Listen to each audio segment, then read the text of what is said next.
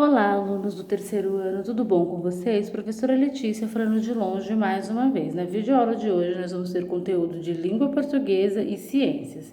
Então eu vou pedir para vocês pegarem o nosso livro, Amigão, e abrir na página 18, e que as atividades são referentes ao texto que nós lemos sobre biografia, né? Então a gente lê o texto juntos e eu pedi para vocês fazerem a página 19. Então vamos lá.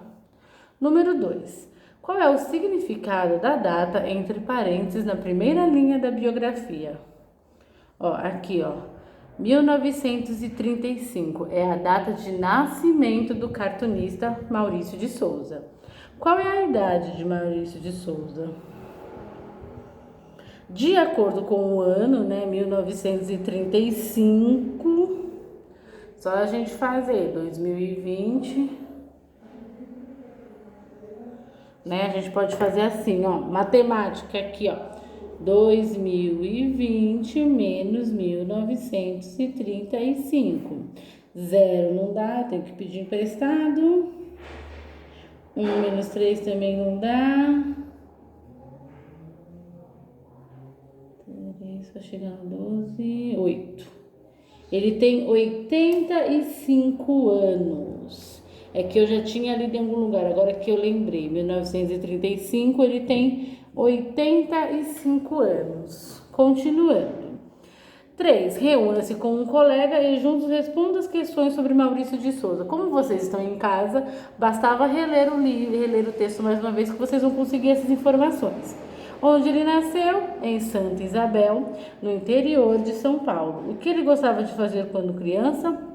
Gostava de quê? Desenhar. E qual é a sua profissão? Cartunista e empresário.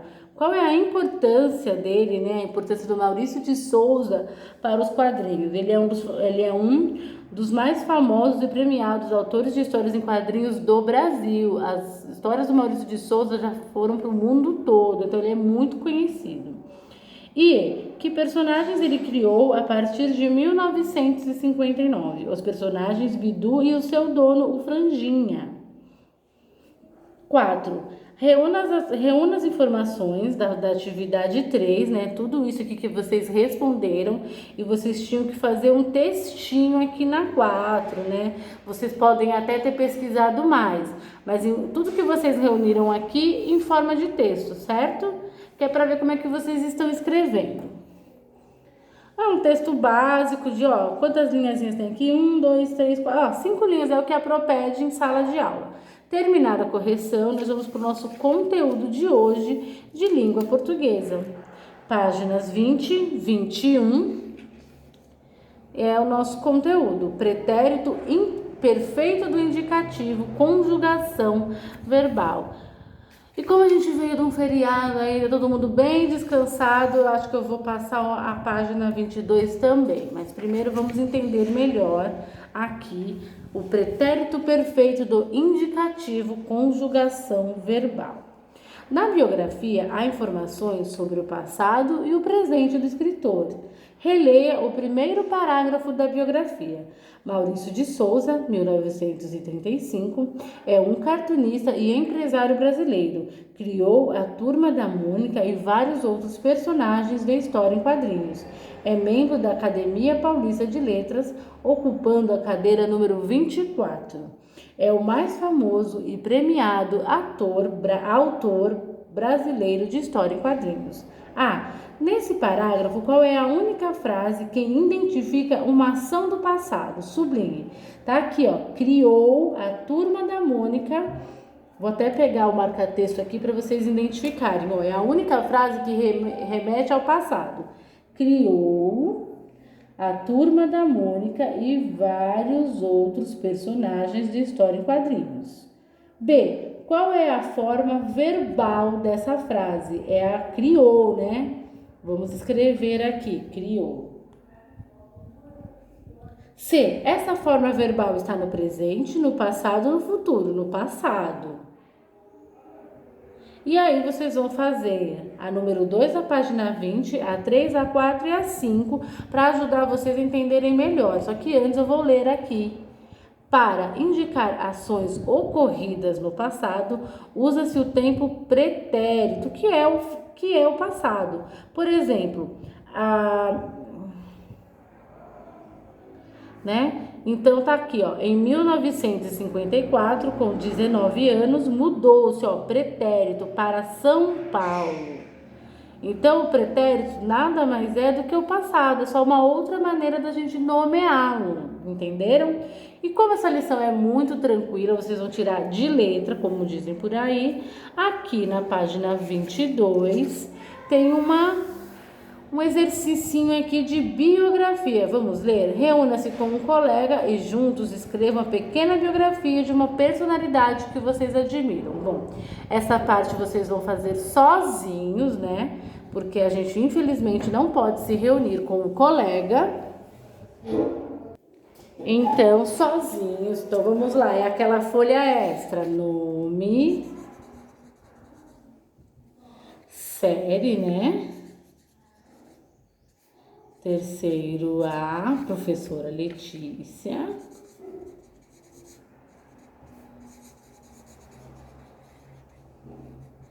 A matéria, né? Português. Página 22. E aqui no fim eu vou colocar novembro. Olha, nós estamos iniciando um mês novo. Novembro de 2020. Então vamos agora às instruções. Vamos lá. Vocês vão escolher uma celebridade, uma personalidade que vocês admiram. Pode ser qualquer pessoa, músico, youtuber, pode ser quem vocês quiserem. E aí, preparação. Escolham uma personalidade e anotem o nome dela aqui. Então, vocês vão anotar o nome da personalidade que vocês vão escolher aqui. Eu vou escolher uma personalidade que eu gosto muito também, que é a Isa, a cantora Isa. Pesquisem em sites, revistas e livros as principais informações sobre o biografado. Eu vou até colocar aqui o meu, que é a Isa, e eu vou trazer para vocês na próxima aula. Isa. Então, o que a gente tem que pesquisar? Ó, data e local de nascimento, data de morte, se a pessoa já estiver morta, porque a gente, né, escritores, cantores, né, já muitos morreram, então pode ser uma pessoa que já não está mais entre nós. Principais informações sobre a profissão, por exemplo, como eu vou falar da Isa, eu posso falar como ela começou a carreira de cantora, se ela teve aula de canto, primeiro disco lançado, tudo isso. Produção. Reúnam as informações, então é bom que vocês peguem um rascunho e vão reunindo as informações, escrevendo aleatoriamente o que vocês sabem, o que vocês foram descobrindo sobre essa pessoa. Depois, vocês vão passar para a folha com o título, coloquem o nome do biografado no alto do texto, Isa.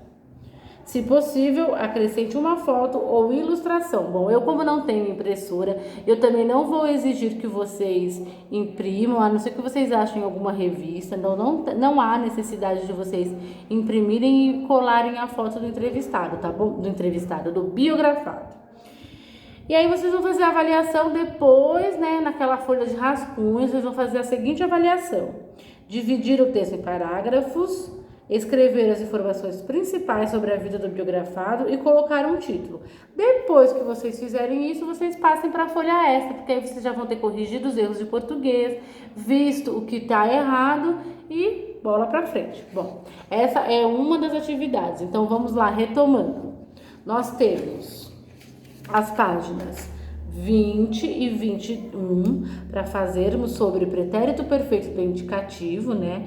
Que é quando uma ação está no passado. Então nós fizemos a 1, A, B e C juntos e eu deixei para vocês a 2, a 3, a 4 e a 5. E aqui na página 22, biografia. Na próxima videoaula eu vou trazer a minha biografia, que é da Isa, e aí vocês me tragam a de vocês nas lives, viu? Toda segunda-feira, às 15 horas, a Pro está lá esperando por vocês.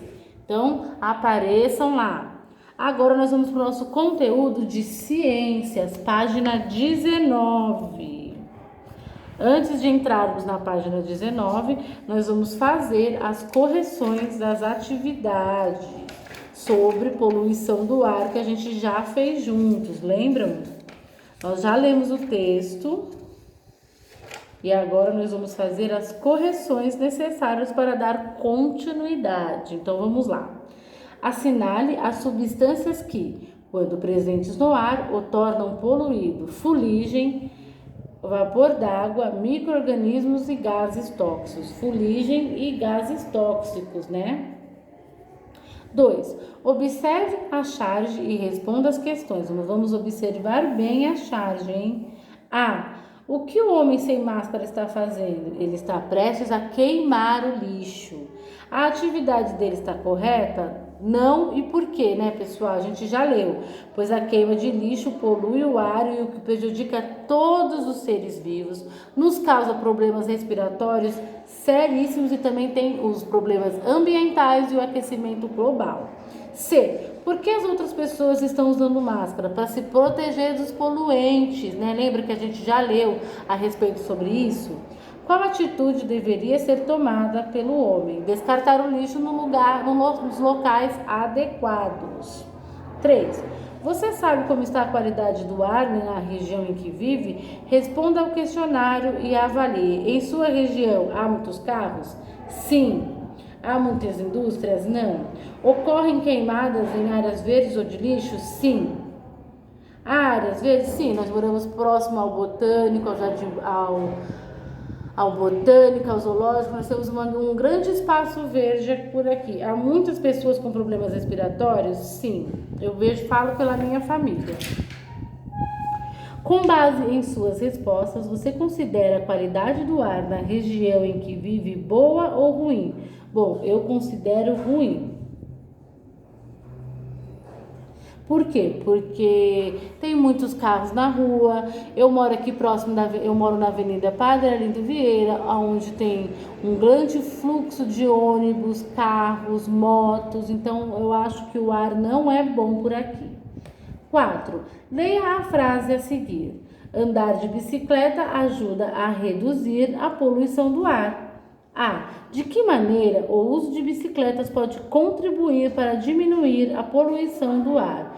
Que é assim, você se locomove, você diminui o uso do veículo, né? E dessa forma você não usa nem o carro, nem o ônibus. Então você está contribuindo aí.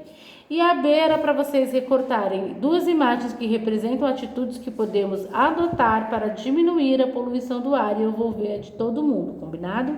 Agora que fizemos as correções necessárias, vamos fazer um resuminho aqui de tudo que a gente já viu sobre isso. Então vamos lá. Agora eu sei, página 18.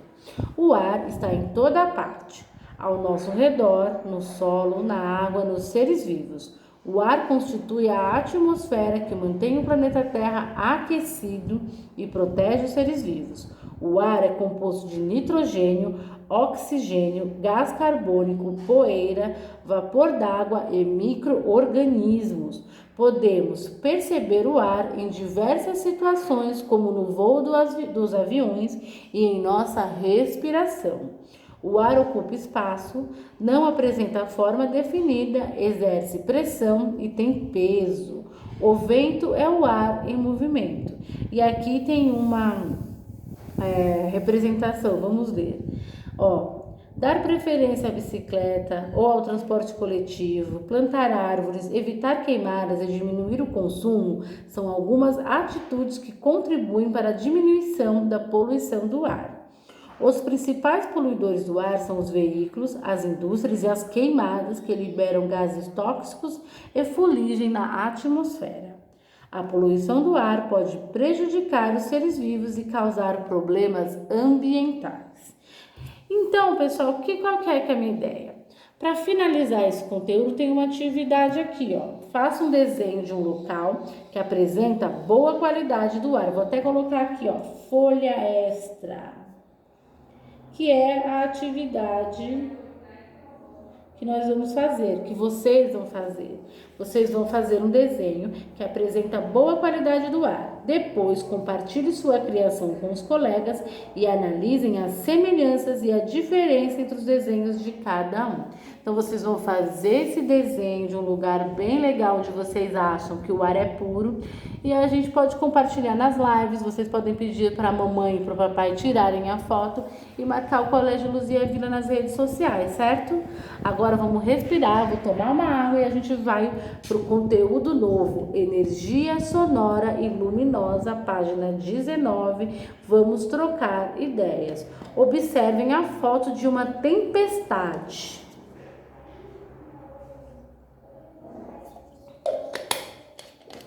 Agora que todo mundo observou, eu já bebi a minha água, vamos lá. Que sons podemos perceber durante uma tempestade? Os sons do vento, da chuva e dos trovões. 2. E o que pode ser percebido? Os relâmpagos, né? Essas marcas aí no céu, muito bonitas que eu tenho até medo. Vamos ler agora. Os sons.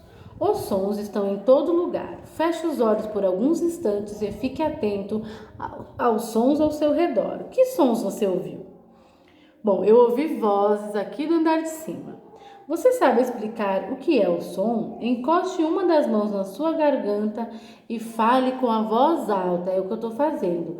Você conseguiu sentir a vibração da sua garganta? Sim, eu fiz isso, ó. Estou agora com a mão na minha garganta e estou sentindo aqui uma leve vibração na minha mão.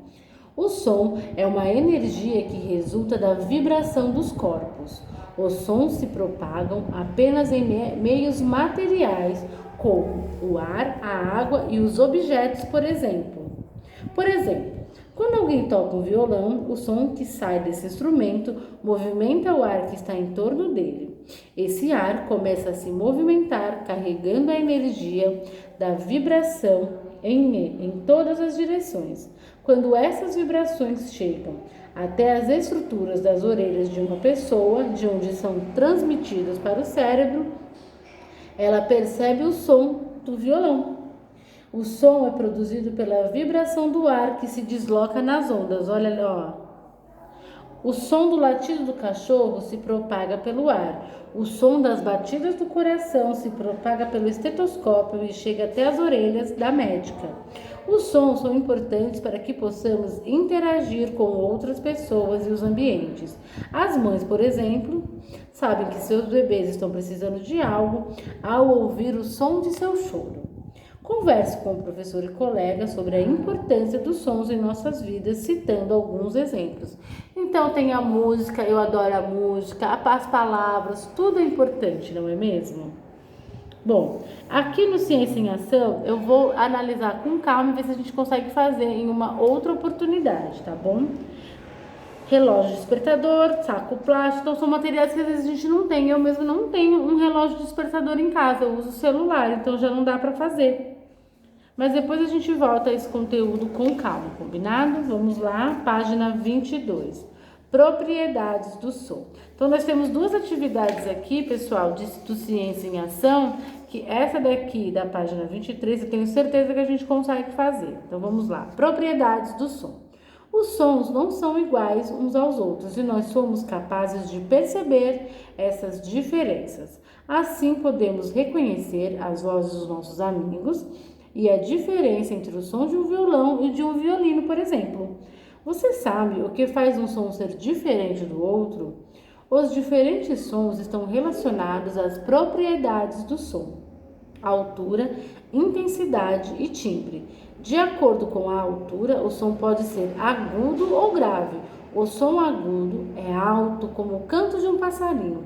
Já o som grave é baixo, como o latido de um cachorro grande. Quando as vibrações produzidas pelo som no ar são próximos, o som é agudo. Quando elas são mais afastadas, o som é grave. Olha aí, o canto de um bem-te-vi é agudo e o latido de um pastor alemão é bem grave, né? Vocês podem perceber essa diferença. Quanto à intensidade, o som pode ser forte ou fraco. O som dos trovões é forte, já o som de uma brisa é fraco.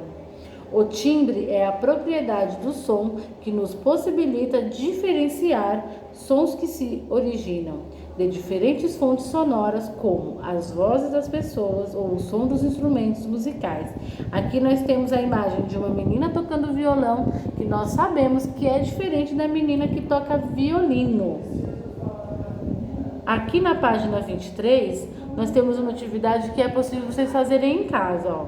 3 garrafas de vidro do mesmo tamanho, uma colher de metal ou qualquer outro objeto e uma colher de madeira ou outro objeto. Vocês vão encher as garrafas com água. Na segunda garrafa, coloque água até a metade, olha como tá. Mantenha a terceira garrafa vazia.